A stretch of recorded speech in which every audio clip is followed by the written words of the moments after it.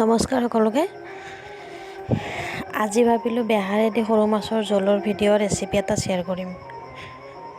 ইয়াতে মা ক'লে কি ময়ে বনাই দিওঁ আৰু মই কেমেৰা কৰি আছোঁ, মা বনাই আছে। আজি ভাত মায়ে বনালে, মোৰ শাহু মায়ে। আপোনালোকে ভিডিঅ'টো ভাল পালে ছাবস্ক্ৰাইব কৰিব, লগতে লাইকো কৰি দিব। চেনেলটো মোৰ ছাবস্ক্ৰাইব কৰি দিব। এইটো মোৰ নতুন একাউণ্ট হয়, নতুনকৈ খুলিছোঁ, তো আপোনালোকে অলপ আগুৱাই যোৱাত সহায় কৰিব। এইটো বেহাৰৰ জোলটো আপোনালোকে ঘৰতে বনাইছে, কোনোবা হয়তো বনাব পাৰে, কিন্তু ইয়াতে আমি আজি আগতেও খাই পাইছোঁ বাৰু, মায়ে বনাই বেছিভাগে। এতিয়া সৰু মাছকেইটা ভাজি ল'লে, বেহাৰ কেইটামান জিকাই থ'ব আপোনালোকে, যদিহে বনাই খাই ঘৰত। জিকাই থৈ জলকীয়া, আদা, নহৰু অলপ জিৰা গুড়ি দিব, মিক্সিত পিচি ল'ব।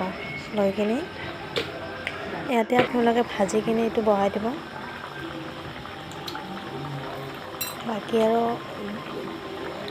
বেলেগ আৰু কৰিব নালাগে, বেলেগ মছলা দিব নালাগে। ইয়াতে আৰু হৈয়ে যাব আৰু। মা বনাই আছে এতিয়া।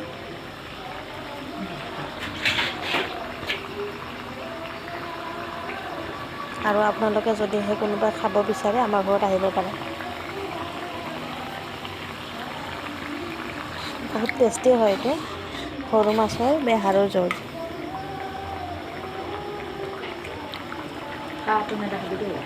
ভাল পালে চেনেলটো ছাবস্ক্ৰাইব কৰি দিব নাপাহৰিব দেই।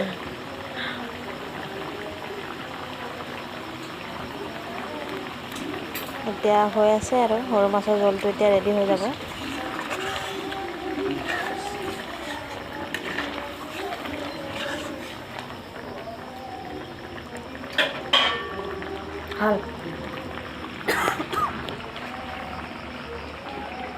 উতলি আছে পূৰা সৰু মাছৰ জোল। মাছখিনি ভাজি কিনে বেহাৰত পেলাই দিছে।